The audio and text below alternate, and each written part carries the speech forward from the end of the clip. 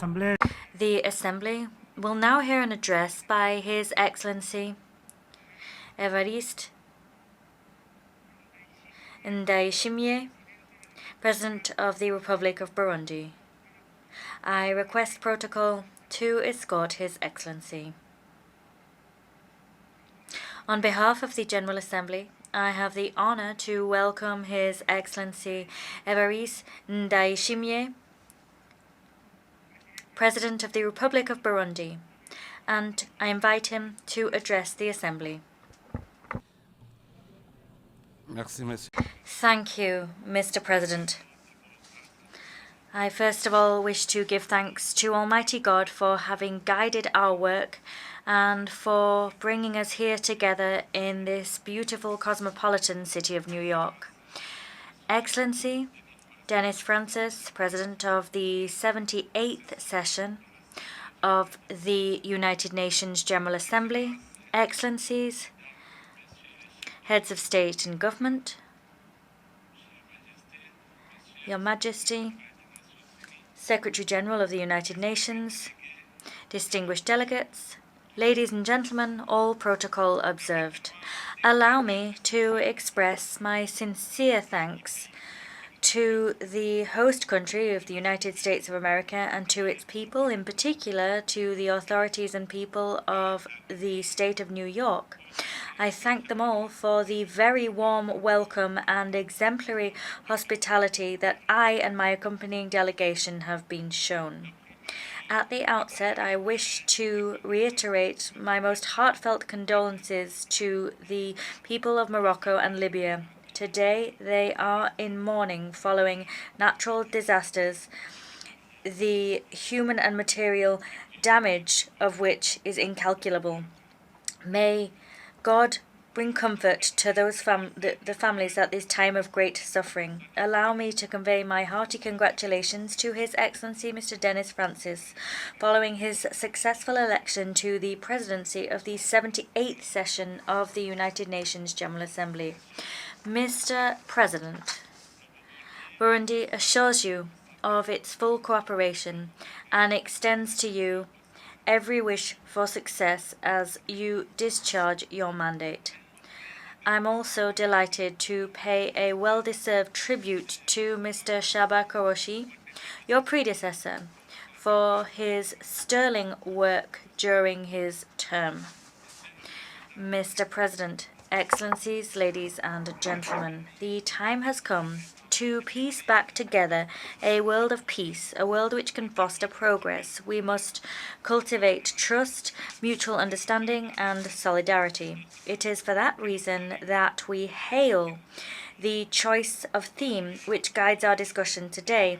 That theme is rebuilding trust and reigniting global solidarity, accelerating the 2030 Agenda and its sustainable development goals towards peace, prosperity, progress, and sustainability for all. Excellencies, ladies and gentlemen, we meet every year in this hall and in other equally important fora.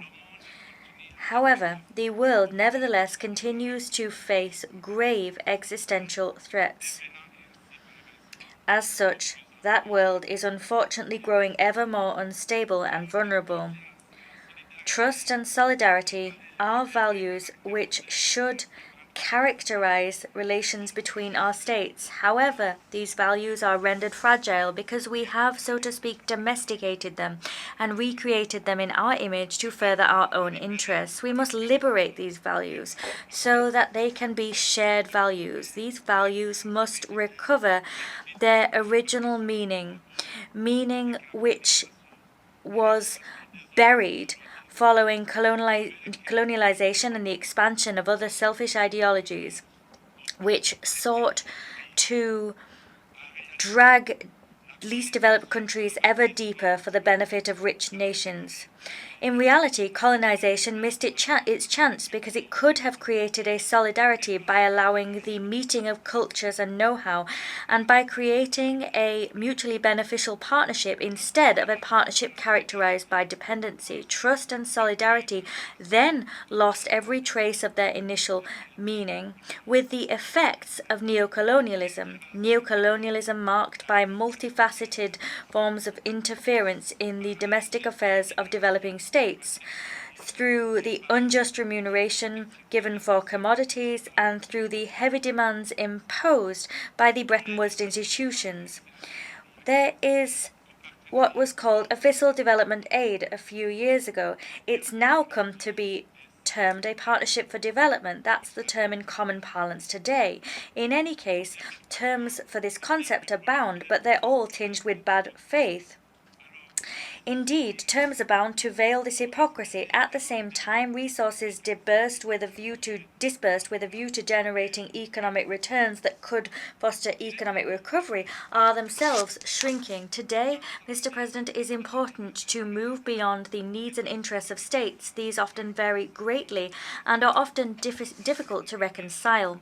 International solidarity must guarantee that all countries are able to interact on a level playing field.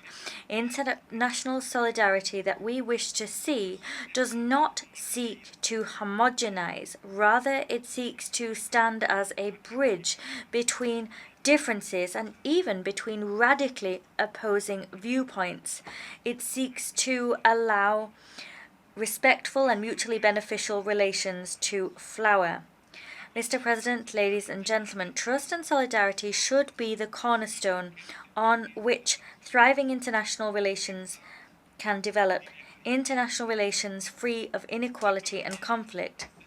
This is, incidentally, the goal that Burundi is striving to achieve, first and foremost at a national level. We're seeking to cultivate and strengthen this ideal within our people. As such, after years of instability, the process of truth and reconciliation launched in Burundi is today bearing a bounty of fruit, because the people of Burundi are now energized in pursuit of a common ideal as they seek to achieve the Sustainable Development Goals.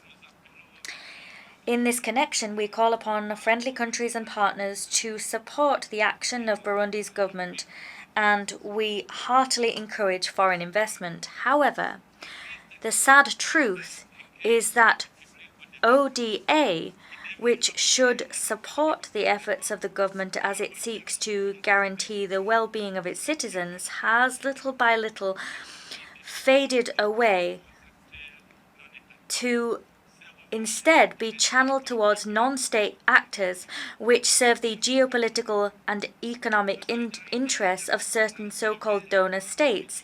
These interests are unspoken and clandestine. Evidently, international solidarity should encourage developed nations to make tangible contributions to the socio-economic development of LDCs. A Kirundi proverb, Nwetanguro Muburu, means prosperity can only last if it is shared. That proverb reminds us that investing in the prosperity of a neighbor is to indisputably guarantee and shore up one's own sustainability and progress. This, Mr. President, reminds us of the urgent need to rethink and strengthen our global partnership. That, in our view, involves ensuring debt relief, a substantial increase in resources devoted to the fight against poverty. It involves strengthening South-South cooperation, the sharing of technologies and innovation, and it involves broadening commercial agreements. Ladies and gentlemen, in spite of all of the challenges above, Burundi remains determined, and indeed we trust that this assembly will work to rebuild trust in my country. We believe that it will champion a process by which international solidarity is revived. The government and people of Burundi have a genuine and staunch determination to maximize the dividends of peace and to protect our hard-won reconciliation. In view of that goal, our warhorse is the promotion of good governance and the fight against all forms of injustice. Indeed, we are engaged in a tireless struggle to ensure the proper management of public affairs, and thanks to this determined struggle, Burundi has made significant progress in terms of democracy, good governance, and improving its business climate. Consequently, we have become a safe place for investment and a range of economic activities. Moreover, significant efforts are being made in productive sectors which create mass employment and which drive growth. Against this backdrop, my government is striving to particularly stimulate the agricultural sector. That sector employs vast swathes of Burundi's population. Consequently, in light of that goal, we have taken the decision to finance our agricultural sector through our national program of agricultural subsidies. That program subsidizes fertilizers, selected seed species, and plant health products. We're also focusing on development of research in the agricultural sector, as well as the mechanization of it and the use of advanced technologies to ensure agro-food processing and to shore up rural infrastructure. To do all of the above, a national pact for agriculture has been established, and it has put in place 2 agricultural hubs built around 4 lucrative subsectors. That was done very quickly, and we now also have a special agricultural industrial zone. In all of the above endeavours, we wish to involve Burundian economic operators and foreign investors. To implement this plan, we have a new investment code and have made regulatory adjustments which make our environment a very attractive one. Given the fact that we have a climate which favours year-round agriculture, given the fact that we have a wealth of labour available, and given the exceptional fertility of our soil, Burundi is the best possible destination for anyone wishing to invest in the agricultural sector. Excellencies, ladies and gentlemen, in other sectors, elsewhere, my government has just updated its mining code to create an investment-friendly environment within this sector. The abundant mineral wealth of our country remains underexploited. My government's goal is to bring about economic recovery by exploiting our natural resources. The goal is to make Burundi an emerging country by 2040 and a developed country in 2060. To succeed in this endeavour, we are giving pride of place to young people and women. They are the real drivers of socio-economic development because of the way they promote entrepreneurship, innovation, and because of their spirit of creativity. Indeed, we are particularly backing young people because there is no weapon more effective than young people in the fight against poverty and in conflict prevention. As an African Union champion for the Youth, Peace and Security agenda, I wish to take this opportunity to call for a better inclusion of and the more effective participation of young people in the development agendas of our respective states. In this regard, I welcome the General Assembly's decision to create a United Nations Youth Office. I congratulate the Secretary General, Antonio Guterres, who proposed this flagship initiative in his report, Our Common Agenda. This is exactly how intergenerational trust and solidarity will serve as genuine sources of peace and security for sustainable development. As a staunch advocate of non-discrimination where women and young people are concerned, the government of my country has chosen to use the bounty of talent and knowledge to promote their economic empowerment. In order to expedite the implementation of Agenda 2030, education has been free in Burundi since 2005, and that has allowed Burundian girls to access quality education and, as such, to prepare for an active participation in national life. For 2 decades now, Burundi has improved the ratio of men to women in the political sphere. We have set a quota of 30% for women in the National Assembly and the Senate. Today, women hold approximately 50% of seats in the parliament, in the government, and in the most senior positions. In order to leave no one behind, as it ushers in socio-economic development, the government of Burundi is sparing no effort to promote the empowerment and emancipation of all sectors of its population. With this in mind, the Batwa community, who has long time fallen foul of discrimination, today benefits from an affirmative action policy, which is implemented in education, healthcare, and housing systems. There is free healthcare for children and pregnant women, and that has contributed to improving the living conditions of women in general and of Batwa families in particular. Mr. President, Excellencies, ladies and gentlemen, I have taken my time to describe to you the situation of my country, to show to you that Burundi is well and truly back on track, and that means we have our rightful place within the concert of nations. We've earned it. Mine is a country that has overcome difficult situations in its history, but we have all the assets we need to go very far indeed in terms of development. Today,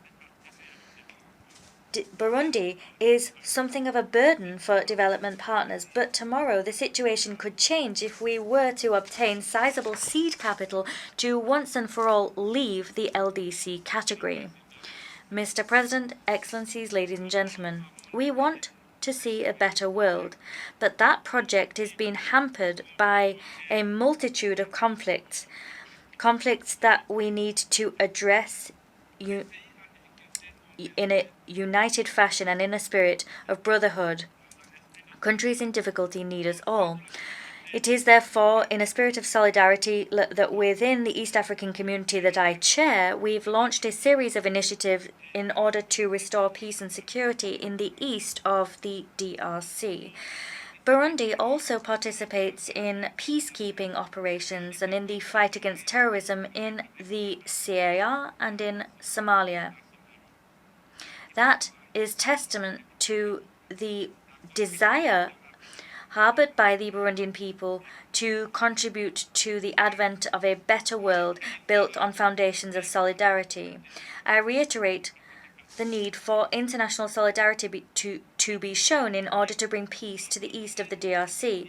At the same time, Burundi reaffirms its tireless support for the Luanda and Nairobi peace processes, as well as for the Peace, Security and Cooperation Framework Agreement for the DRC and the region.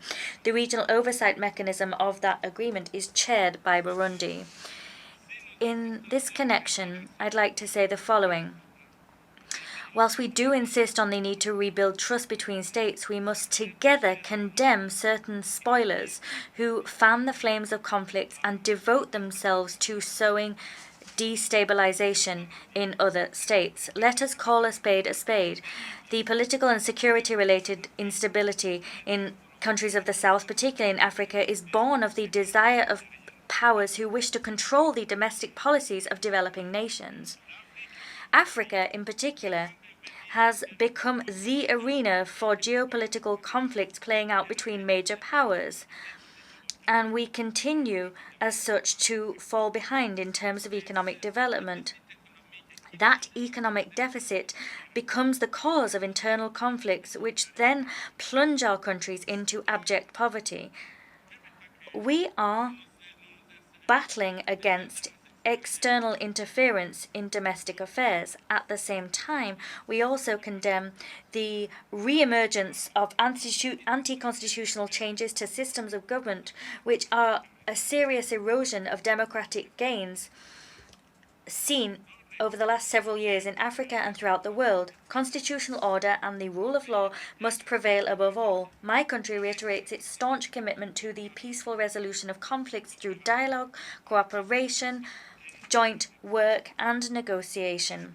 Mr. President, Excellencies, ladies and gentlemen, in general terms, security and stability throughout the world seem to be yielding to war, terrorism, and violent extremism, as well as crime and violence in its myriad forms.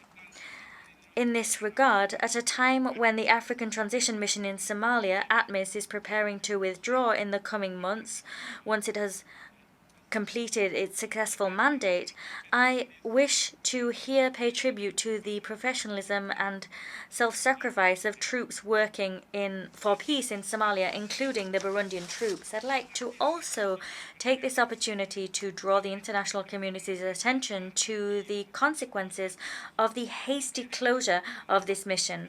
That hasty closure risks providing an opportunity to terrorist groups to grow stronger and regroup. Mr. President, turning now to the climate crisis, I welcome the commitments already entered into by states during various international climate negotiations, commitments to reduce greenhouse gas emissions and to finance the protection of the environment, climate resilience, and the green transition of the least polluting nations.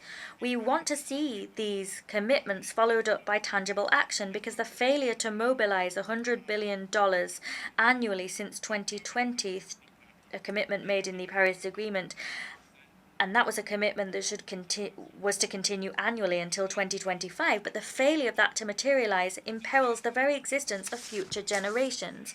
We believe that COP28, which will be held this year in Dubai, will provide an excellent opportunity to turn words into actions. Turning now to the increase in migratory flows, we are all aware that the extent of these migratory flows are threats to peace and security. Indeed, this movement is of concern to rich countries, is the consequence of poverty, because these migrants are seeking a better life, and as such they leave poor areas to earn a living in more affluent nations. The reducing migration involves inevitably adopting appropriate cooperation-based measures which allow young people better opportunities to find opportunities for decent work, employment, independent employment, or entrepreneurship.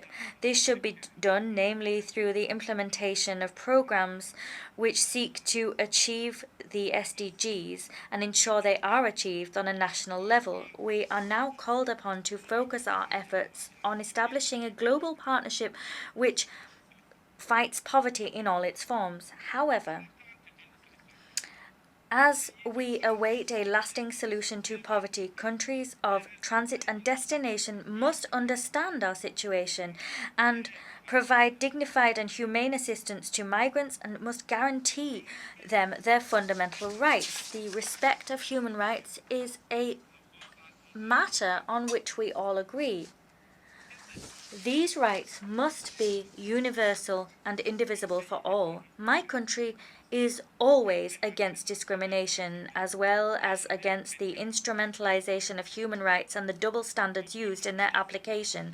We condemn states who, under the pretext of protecting human rights, use human rights as fodder to interfere in the domestic affairs of states. Moreover, we stand against politically motivated resolutions which target specific states, and we are against the implementation of mechanisms which strangle the states targeted and stifle them without any constructive dialogue taking place.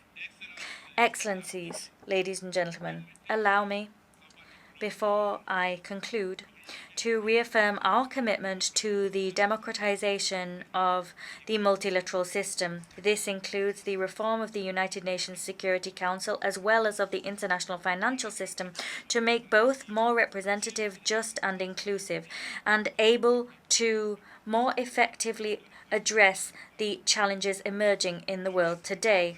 International law recognizes the principle of the sovereign equality of all states. Accordingly, these states must enjoy the same rights and the same international duties, including in the sensitive domains of the maintenance of international peace and security. I wish to thank the member states of the Security Council, some of which understand the desire long expressed by Africa. Mr. President, ladies and gentlemen, excellencies, as we mark this International Day of Peace, I wish to close my address by paying a fervent tribute to our brave peacekeepers, wherever they are in the world, because they defend a universal cause which transcends all of our differences. For peace, for the sake of peace, let us rebuild trust and reignite international solidarity. May God bless you. Thank you for your kind attention.